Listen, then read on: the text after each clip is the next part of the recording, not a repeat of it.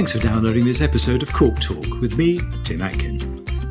A weekly conversation with some of the most famous people in the world of wine. This podcast is brought to you in partnership with Noma Cork by Vinventions. Driven by a commitment to innovation, the new plant-based Noma Cork Green Line offers significant improvements in wine closure performance. Thanks to a rigorous oxygen ingress rate, you can decide which cork is best for your wine, whether it's for young and fresh wines or for those with ageing potential. Charles Back has had an enormous influence on the South African wine industry as an innovator, a maverick, and a campaigner for transformation and social change. Listen to his chat about the story behind Goats do Rome, his most famous brand, his rediscovery of the Swartland thanks to a tank of Sauvignon Blanc, his love of Rhône and Mediterranean grapes, and how he always tries to turn a negative into a positive. Hi, Charles. How are you? I'm well, Tim. Nice to see you. Likewise. You're in Paarl, aren't you? Lucky man summer over there. I'm sitting near the winery in the farm homestead in the kitchen, actually. I think I hate you even more than I did already. Yeah. As ever, lots of stuff to discuss. I mean, you've had this amazing influence on the South African wine industry. Let's start with a little bit of background. You're Charles Back II. I've never heard you use the title, but how much do we know about Charles Back I, really, who came to South Africa from Lithuania in 1902? Was he fleeing persecution, pogroms, that sort of stuff? I think he was fleeing the system in Lithuania at that stage. As being a Jewish boy, he had to go to the army for 6 years in the Russian army in Siberia. And that was compulsory. And I think, and that reality, he thought that he'd rather immigrate, as lots of Jewish people did at that time of at that stage of history. And he took a boat and he came to South Africa. And that's 1902 he arrived there. But it could have been the States or something, could it, or anywhere? Yeah, I think he took the wrong boat sometimes. But fortunately, he landed in the Cape, and I've been privileged enough to be part of the wine history in the last 50 years. Have you ever been back to Lithuania to see where he came from? Yes, in fact, I did a couple of years ago. I went back to do a roots tour. It was an amazingly emotional tour, and it was very informative. And I can understand why he came to Paarl, because he lived in the rural area. And his father was a flour miller. He bought in wheat in the area, and he had a big mill built over the river, and he converted the wheat into flour. And I look back, I made no progress. I take agricultural products and convert them into value-added products. So I'm actually exactly where we started. I mean, your dad, Cyril, took over your granddad's export wine business, and your mum, Beryl, and were both very important influences on your life, really, and they both got wines named after them in the Fairview range. Yeah. I just wonder what you learned from them, from your parents. Yeah, I learned. Let's start back with Charles Back I. I'm very proud to be named after him. He was a really honest, hardworking grafter that came with nothing and built up a family business, and able to buy two sons' farms in the wine business. So I learned hard work from him, and I always reflect. When things are tough, I think how tough it must have been for him, and then it sort of inspires you to move forward. My father, I think I learned integrity, hard work, and a handshake is a handshake. He never went back on that. If he made a deal, that was it. Even if it turned out to be his own detriment, he wouldn't waver. And my mother, I would think, silent power. She was a very friendly lady and a very outgoing lady, but underneath that, she had a very strong will and got most things done. And then the very important business lesson was customer service I got from her. Customer says jump, you say how high. Yeah. I mean, and your dad was a bit of an entrepreneur as well, wasn't he? He was the first person to sell his wines with an auction at Fairview, wasn't he? Yeah, I think I'm still unpacking my dad's suitcase of ideas. He was a far greater innovator than I ever could imagine to be. He woke up every day had a new idea. And he used to try things the whole time, new things the whole time, from growing asparagus to peaches to farming with chickens, to farming with guinea fowl, to farming with ducks. You name it, I've seen everything, okay? And I still actually just implementing all the ideas he had. I stick to it a bit longer than he does. He sort of moved on from one idea to the other, where I actually try and take it to the conclusion.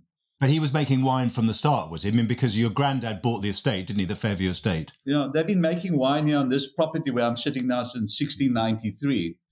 When our family came here in 1902, it was already a wine business. We just slowly upgraded it over generations. Yeah. I've read somewhere that you always want to be a farmer rather than a winemaker. Your mum used to bring your lunch out to you when you were sitting on a tractor. When did you decide, okay, I'm going to be a winemaker instead? Was it when you went to Elsenburg Agricultural College? No, I think that I always thought that, knew in my head that wines are grown. So hence the reason that I always was interested in the viticultural side of winemaking. But it was a natural progression because I just want to add value to agricultural products. Bring me milk, I'll turn it into cheese. Bring me grapes, I'll give you wine. So it's a natural part of my evolution, I think. But there wasn't a moment when you thought, okay, I want to be a winemaker at Elsenburg. It would have been happening already in your head, had it? No, I think as a small boy growing up on the farm and can't wait for the harvest and smell the must, fermenting must on the whole, permeating the whole property, it was already, in my earliest recollection, those are the exciting times of the year, and I always wanted to participate in that. So wine was really in your blood, isn't it, in your DNA, really? Yeah, absolutely. I can't live without it. Yeah. I mean, you joined your dad at Fairview and you immediately started to innovate. I know you said that your dad was already innovating. Yeah. You brought in new varieties, new techniques. What did you do exactly? Just tell us about the varieties you brought in and the techniques that you introduced. I think there's so many things. I've had a very interesting, it's my 45th vintage. So you can imagine 45 years being a curious person, the amount of things that you would try, and you only see the successes. You don't hear about all the failures. Believe me, there are many of those as well. Oh, tell us about a failure. What was the worst?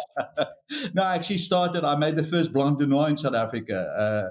And then I didn't have the guts to bottle it the next day. The next year, Boschendal came out with Blanc de Noir, and it was a hit at that stage. I think my failures, I don't know, trying to do too many things sometimes and narrowing it down and focus. That I think that's where I am in my life now, in my career. I think I must be very careful. I made a very error at a wine tasting one day. I introduced carbonic maceration. I must be careful with that word. You got it wrong in the tasting. I introduced carbonic maceration in South Africa, which has now resulted into whole cluster fermentation and a whole lot of whole clusters introduced in winemaking. I also introduced whole bunch pressing into South Africa and a whole host. For whites, yeah? For whites. White wine, yeah, sure. Yeah. And then partial carbonic maceration, extended skin contact on whites, cold for soaking. We've done a whole host. We've done everything, I think. You were doing all these in the 70s, were you? When I started, yeah. Because I had a very rudimentary cellar and limited viticultural resources. So I had to manipulate the grapes as much as possible to extract any quality. And in those days in apartheid, South Africa had a very small, only domestic market. So if anybody came to your cellar door, you had to have something that appealed to everybody's taste. So you were forced to innovate and try and be creative with what you had. And what about new varieties? Because you were starting to think already about Mediterranean grapes, weren't you? Yeah.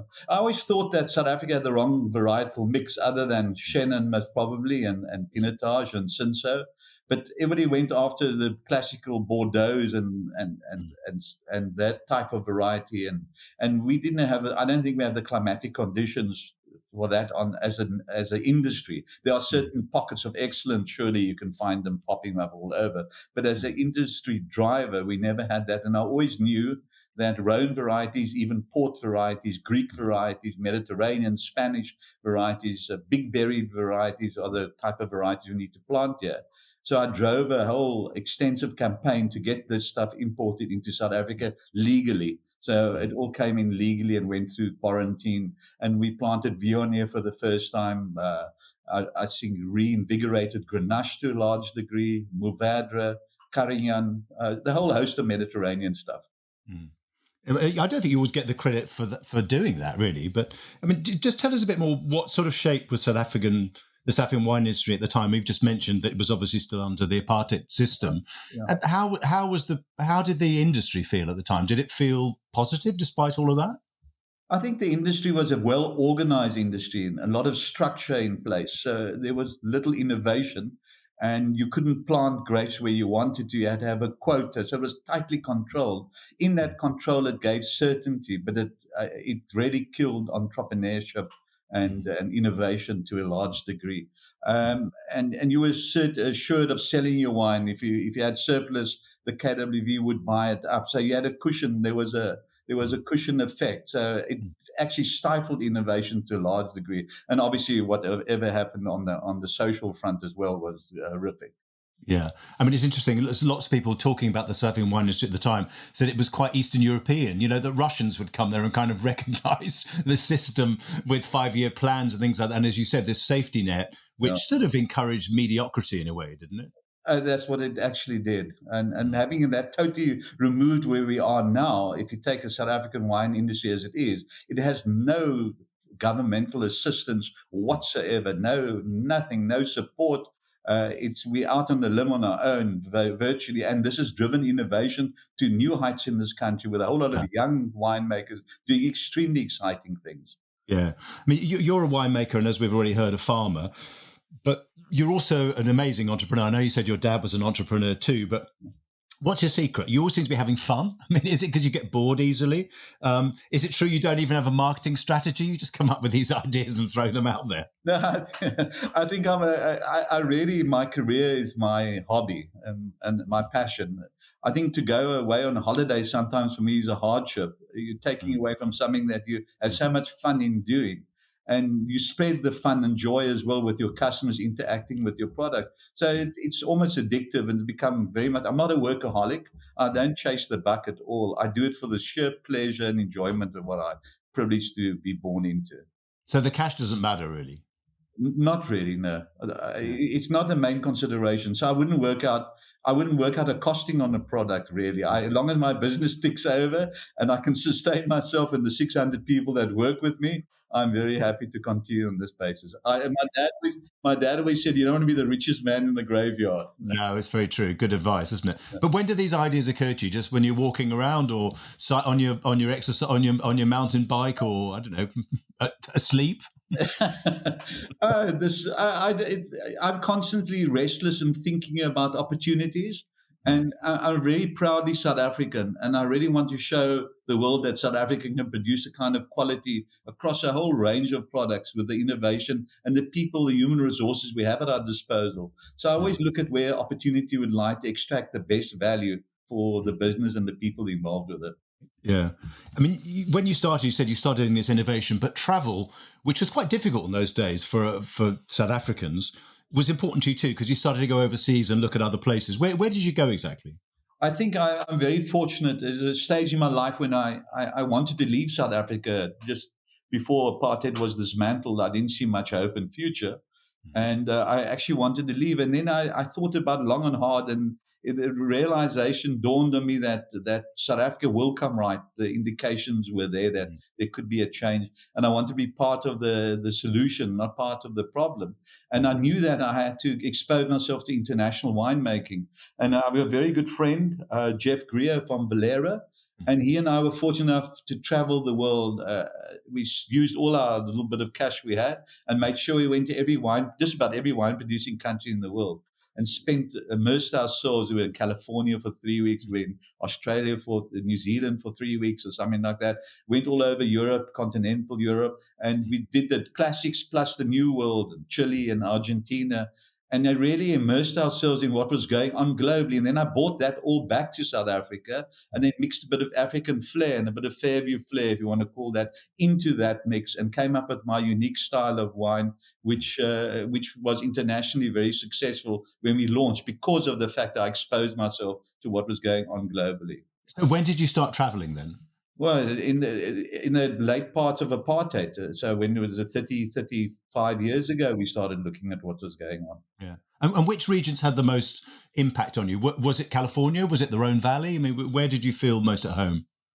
I think the Rhône Valley was one that I understood instinctively. I understood that in the southern Rhône, I could see South Africa there, Rhône, Languedoc. You could see South Africa there. Argentina was interesting too. What they did with Malbec, I found that quite interesting. Chile was amazing, the topography and the country and the standard quality that they're able to get, that homogeneous soils and stuff. That was also very good. There's a couple of areas that I wouldn't copy. There's a couple of things you can't copy. One is Chablis. You can only make it in Chablis. That I quickly learned. and Rhine wines, you can only do it most probably there. Australia was impressive in the early days. They were able to turn out quality on quite large scale. That was impressive. So you pick up snippets all over. California, great for the tourism.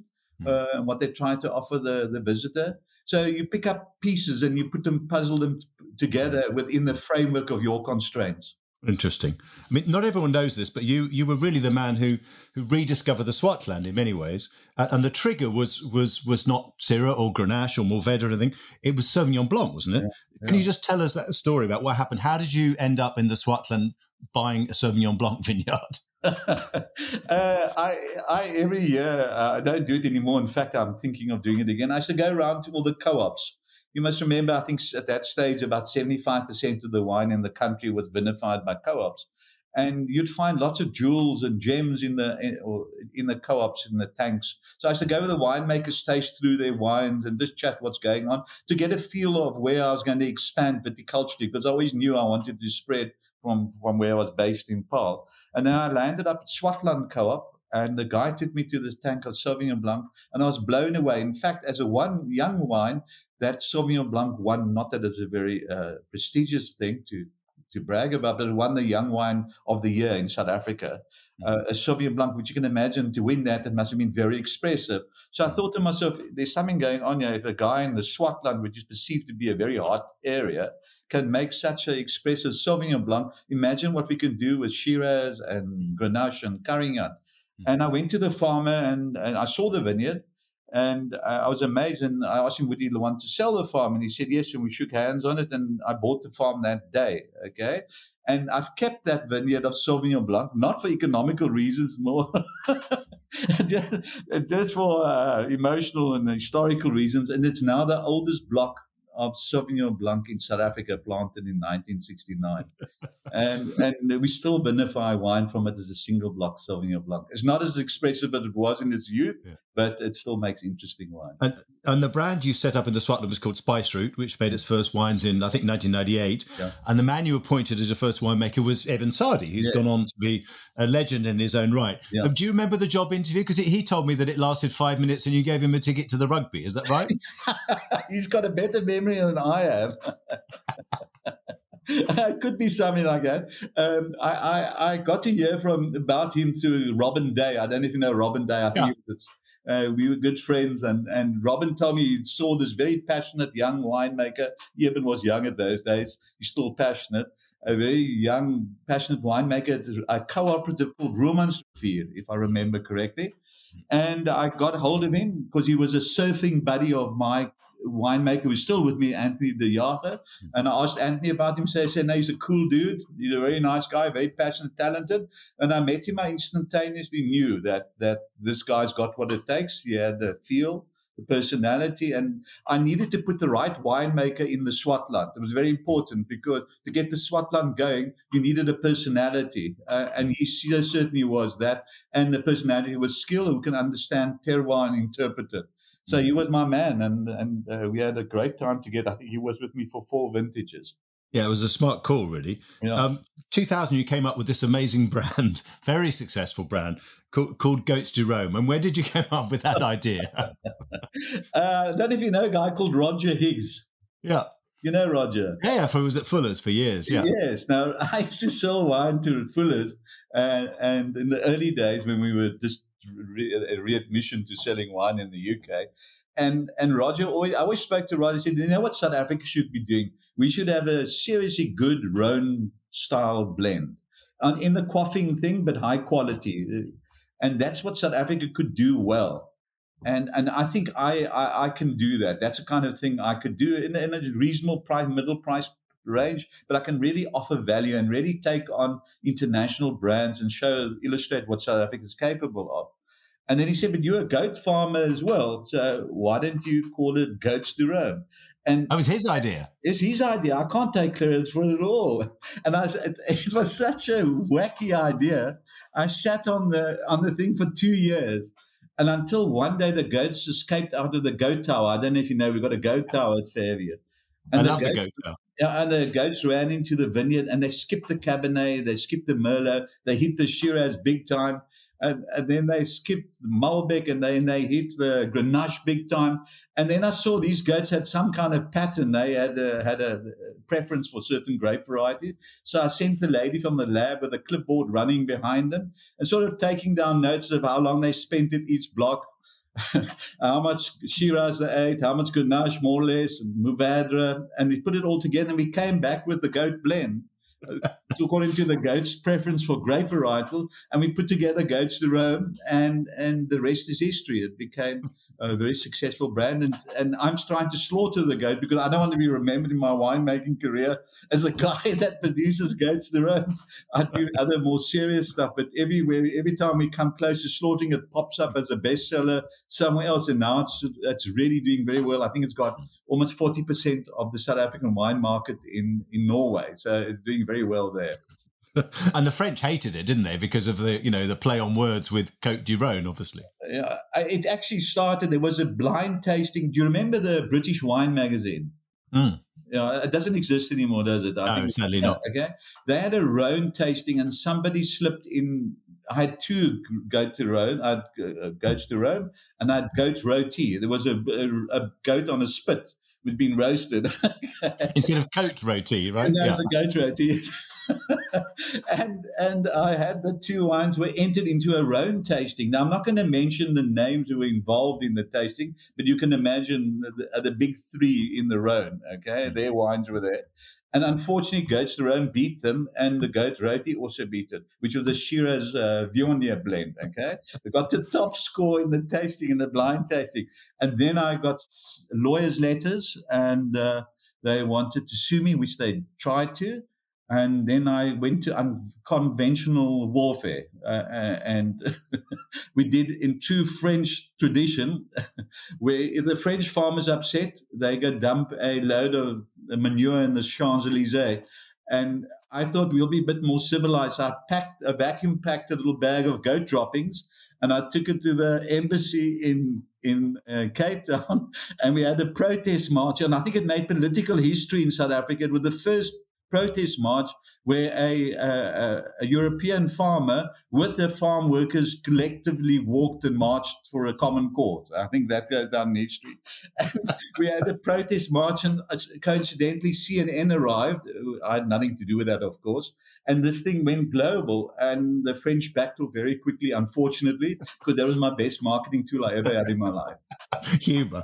I mean, how many wines do you make now? I've lost count. I mean, I look on the website and there are 8 different brands and lots of wines under each umbrella. Are you ever worried about confusing the consumer? No, because I'm confused to start with. No, my business is a different business. I own, when I say I, collectively all of us, we own 10 farms in 4 different appellations. With 4 different winemakers, of 2 of which ladies, and a lot of different vineyards, and access to lots of new vineyards, and continue trying to find and move the frontiers and boundaries. And so we make these wines, and for instance, we plant about 20, 30 hectares of vineyard a year. Now, what you do with the young wine that's coming in, the young grapes, you don't want to put them into your premium range. So we have a range called La Capra, which is actually from all the young vineyards. So that's a varietal range. Then we've got Goats de Rhône, which makes sense as we did here. And then the Fairview range. And then around it, we try and do single vineyards and exciting things. But if you look at my portfolio compared to some of the players in the Rhône, it's just as confusing as what theirs is. Nothing more, nothing less. But it's winemaker driven. If we find something special, a barrel or something special, we're not going to blend it away for commercial reasons. We'll bottle it separately, even if it's one barrel. And we'll sell it in our tasting room to provide our customers more variety and hopefully joy. I mean, you've mentioned the success you've had with certain commercial brands, particularly Goats de Rhône, which you don't want to be remembered for. Do you think sometimes that success you have commercially stops people taking you seriously as a fine wine producer? I think we do suffer a bit from that, and we obviously we're trying to get more serious, but we find it extremely difficult to get serious because my whole team, we don't take ourselves too seriously. I always say we're in service of our product and in service of our customer. That's what I say, and we're never bigger than either of those. So I think humility is something that permeates through our business. and we're also extremely honest and straightforward. I think that is what the integrity of the company I'm very proud of. So we're not bound to go and shout from the highest rooftops how great we are. We let our products do the talking. I think, but in that I think we make a massive amount of very seriously fine wine. I don't think we'd get enough recognition for that. My personal view is I always like to do things blind. And then you can take the perception out of the mix. Yeah. And then invariably, when we do it blind, we normally have outside people tasting with us. We invariably win those blind tastings. Well, it happened to me with you. We did a tasting, and your wines did very well in the tasting. Yeah, I think in every category we were first or second or first or third. So, I mean, we do that regularly. We benchmark with our cheese and our wine. And I'm very comfortable. I'm very confident that we have probably I would go as far as say one of the better ranges in the country. Yeah. I mean, we've mentioned this already. Historically, South Africa was focused on, and still is, on cooler climate French grapes, particularly Chenin from the Loire, but also Bordeaux grapes. Yeah. And you were ahead of your time when importing and working with these Rhône and Mediterranean grapes. Do you think with climate change that more people are following your lead and thinking, hey, he was right all along, we should be planting all these things like Touriga and Carignan, Mourvèdre and Syrah and Grenache? Yeah, I think there's acceleration in plantings now of those varieties, and I'm very happy to see it because it bodes well for the future of our industry. If you don't have the right raw material, you're not going to compete internationally. And I think a variety like Grenache could make a massive impact. Blanc and Noir and Gris can make a massive impact on our middle range of wines in this country. So it's very good to see. And there are a lot of young winemakers working with stuff like with Tinta Barocca, I see popping up, which is a great variety. So I see a lot of this coming. Touriga, I see a lot of this stuff coming through. And there's a host of other varieties that are heat resistant. I just bottled the first Petit Manseng.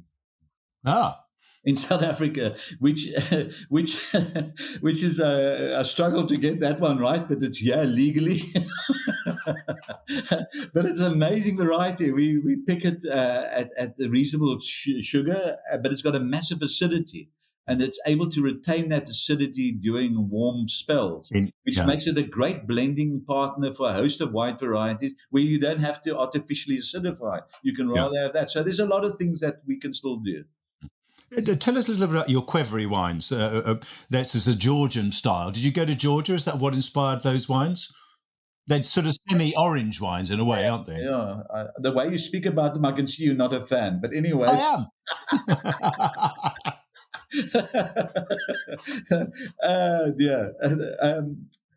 After being making wine for I'm now 45th year, I realized a couple of years when I hit the 40 years in wine, there's something out there that I haven't tried yet, and I didn't know what it was, but I knew there's stuff that I still have to do. And I heard about orange wines from Georgia, so I got into a plane, went to Georgia, got myself a tour guide, a driver, because that's important in that part of the world. You think South Africa's bad at driving, you can try Georgia. Okay. make us look like our taxi drivers look like pussycats. So I went to Georgia and I had the most amazing trip and the most amazing people. They're like South Africans, basically. They drink a lot and they play rugby. So it was like home from home. And I met the most amazing, inspirational people. And the system of making wine really appealed to me because they say a grape has everything it needs within itself to sustain itself and avoid the necessity of adding any additives for preservation, etc. I said, what are you talking about? I said, well, the stalk has got a lot of polyphenols in it, tannins, the pip has and the skin has. So extract enough of that. You don't have to add sulfur to the wine. And that's exactly what they do. They just chuck the whole grapes into a beautiful clay pot, which is buried underground, and they just leave it there for 6 months, and then they get the local priest to come and make a prayer. Because I tell you, their winemaking, you need to pray because half of it doesn't work. you have to pray very hard. Anyway, and they make these beautiful clay pots. There are two of these people left in Georgia.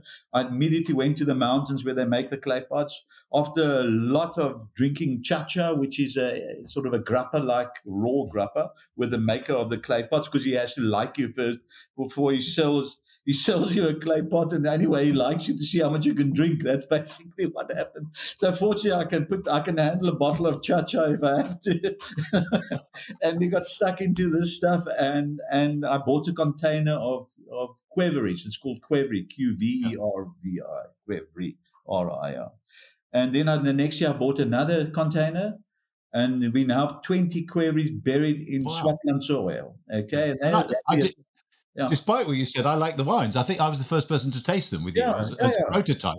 Yeah, and what we've done is we then took the traditional method that they do in Georgia, and we mixed it with high tech to understand the process most probably a bit better than they do, and hygiene and all that, because it's vital to keep it. The hygiene must be squeaky clean because you're not working with sulfur. And then to do justice to this winemaking process, I converted all the vineyards to organic vineyards. So they're all organically grown grapes now, made in this completely natural way. And I think we've cracked the code. We've not gone as big as the Georgian ones, as funky and as them, and restrained it a bit and more technologically on point. So I think it's a very nice mix of new world and old world things. And by the way, Georgia's making wine for 8,000 years and have 525 indigenous grape varieties. Wow. Yeah, it's amazing, isn't it? I want to talk about the social side of wine, really, because empowerment, transformation, if you want to use those words, have always been very important to you. You set up the Fair Valley Workers Association long ago, as 97. You've always offered your best employees shares in Fairview. You're Fair Trade accredited. I mean, how have things progressed in South Africa since 1994? I think to empowerment in wine would be if you have previously disadvantaged people owning wine farms. I think that will be a real treat for the industry. But the problem with the wine business, especially in South Africa, is that it's not a very profitable business. Okay, so there's not enough money, surplus cash to drive change. And there's not enough black entrepreneurs who want to invest in wine. They'd maybe do it as a trophy, but not as a business, because the return on investment is far too low. I was just looking at European countries. I was looking at investing in Portugal, and I happened to have privy to the financials of that company. And then I quickly realized their vineyard planting is 100% subsidized. All new machinery is 50% subsidized, where we have nothing of that, but yet we have to compete. And on top of that, we have to empower. And the only way you can empower is with having cash, plow cash back into business to buy people shares and buy land and buy. So it's difficult. It slowed down, I think, the empowerment process due to the economical reality of the wine business. So we have to wait for the economy to recover, the world economy as well as the South African economy? I think South African can improve first before the world economy. You need cash in the industry to really empower people. That's why mining and telecommunications and banking and insurance, all those are relatively easy to empower. But agriculture, primary agriculture and wine is very difficult to empower. Okay. Yeah. I want to talk about something that was a very traumatic moment in your life, really, in 2018, when you were, attacked on your own farm in your own house. Yeah. And, you said yourself, you came back from the dead, really. I just wondered how that moment changed your outlook on life. I mean, it was amazing that you were there bandaged up, broken ribs, back in the office the next day. Same day. I mean, how traumatic was that, and what impact did it have on your life? It's a long story. We don't have enough time to go through all that. But in my office, the reason why I went back to the office, I have a lot of very artistic, innovative millennials at the time working for us in marketing and social media and all that type of stuff. And if they sneeze, they're back at home. They take the day off. I'm touch wood. I've been very fortunate. In the 45 years I've worked, I haven't had a sick day off yet, which is a blessing. Okay, and that can change any moment, but at this stage, it's a blessing. But they used to be at home the whole time. So after I came out of hospital 5 in the morning, I went straight to the office to show them what you have to look like, and you still come to work. Anyway, they all left subsequently. Listen, it was a mistake. So normally when things go wrong, there's an alignment of 3 things fall into place in a certain sequence that causes a disaster. It was my own negligence. And when I went to hospital that night, I was really badly beaten up. I still had to have reconstructive surgery. I was I got a proper hiding. And I was in the hospital and I was thinking, I'm not going to allow this thing to go by without get some good out of it. Let's see what I can do that's good out of it. And the narrative normally when a South African farmer gets attacked, it's racial, they say. Or the first thing they say, look how good he is to his people and look what they've done to him. That's sort of the narrative that's normal, that the response to this. And all it was common criminality. And I thought, let me put my first post ever in my life, I'm going to put out on social media, and just to say the story as it is, common criminality, my own negligence, and this was what happened as a result. It got nothing to do with South Africa, politics, racial issues, nothing. It's pure opportunists looking to steal a couple of televisions, okay? And I put it out, and that was part of my healing. 1.8 million people read the post or viewed the post, and I got an immense amount of mail. You can't believe the amount of goodwill I got because I handled it in that way. I think it was the right way to handle it. And then I spent 4 days. I came to office every day, 4 days in a row. I answered every single mail. And I think that was the way I knew I'd get myself over the hurdle very quickly, because all of a sudden I had this whole big family of people that I couldn't disappoint. So I never changed gear. I never did anything. I was just inspired to do more and work harder and try and make South Africa a better place to live in. Yeah, I think it was an amazing moment. Not for you, obviously, it was a terrible moment. But I think what you did with it and what came out of it was positive. Yeah, and I always have that view. Every negative thing or anything that goes wrong, you must try and turn it around as fast as you possibly can into positive energy. Yeah, you don't seem to be slowing down as you get older. You know, you're in your 60s. Any new projects in the pipeline? I mean, you know, you've got a brewery, you've got restaurants, meat now. Are you doing meat now as well as cheese? Obviously, we mentioned cheese and wine. Yeah, I was watching your what they call it, Instagram, and I've got something new. I'm now doing gym as well. I think that's my next challenge, and see who can lift more dead weight, you or I. So that I'm focused on that now. I'm 67 this year. I'm in good health, I like to think. But as you say, I never take it for granted. I'm grateful every morning I wake up and look at this beautiful view that I'm blessed to have around me, and do my best every day. And whatever comes, I must still plant trees, because the greatest thing to gift is to plant a tree on which shade you won't sit. So I continue to do, and that's my philosophy and my attitude to what I do around me. Plant trees. Yeah, for sure. I want to ask you about one of your quotes, which I like very much, that you once said, "You're the servant of my product." Yeah. Just what do you mean by that? Is that something maybe that came from your mum, that thing about customer service in a way? Yeah, a bit of that. I just think that it's such a privilege to work with grapes and soil and different terroir, and then to see it ferment and turn it into something special that adds pleasure and joy to everybody's life. I am a servant of that. I'm never bigger than, and none of us are bigger than our product. We're in service of our products. Just tell us about how you get away from all these various businesses. I mean, you know, the wine, the cheese, the beer, and all that stuff. I mean, you've mentioned planting trees, yeah? You've mentioned lifting weights and trying to lift heavier weights than I'm lifting at the moment. And I know from Charles, who works with you, you're an unbelievably competitive cyclist. And you insist on beating people who are 20, 30 years younger than you. And how do you get away from all this unbelievably busy life you have? How do you relax? I relax in my work, to be quite honest. I find it very relaxing. I've now got one of these watches that measures your stress and all that. I don't know, your heart rate. My heart rate is, I think, 43, my resting heart rate, and my stress never goes over 14. So I'm very happy in what I'm doing. So I don't really have to get away, to be quite honest with you. So I'm very happy. But I try and exercise every day, do some form of exercise. And I've mixed it up now between cycling. Cycling was too much of one thing. So I do cycling, say, once or twice a week. Then I do what you do, that weightlifting. I just a little bit more than you do. And then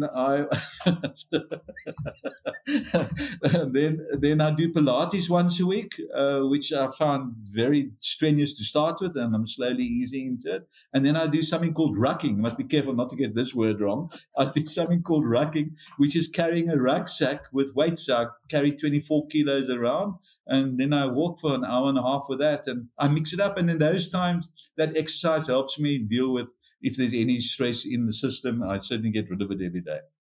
I think the other thing that keeps you young and healthy, and it's also a huge bit of your personality, is humour, as everybody can hear, that you like to have a laugh. As you said, you don't take yourself too seriously. Listen, Charles, it's been great talking to you. So many great stories, particularly like the vacuum-packed goats droppings that you took to the French consul in Cape Town. It's been lovely to see you, and I hope I'll see you very soon, either in London or probably more likely in the Cape very soon. Cheers, my friend. Okay, thank you very much. Thanks a lot. Well, I thought that Charles would be a lot of fun to interview, and he didn't let me down. What an inspiring man. Next week on Cork Talk, my guest is fine wine counterfeit expert Maureen Downey, sometimes described as the Sherlock Holmes of wine. Join me then. Thanks for listening to Cork Talk. If you want to read more reports, articles and tasting notes by me, go to my website, timatkin.com. You can also follow me on Twitter @timatkin and on Instagram @timatkinmw. See you next week.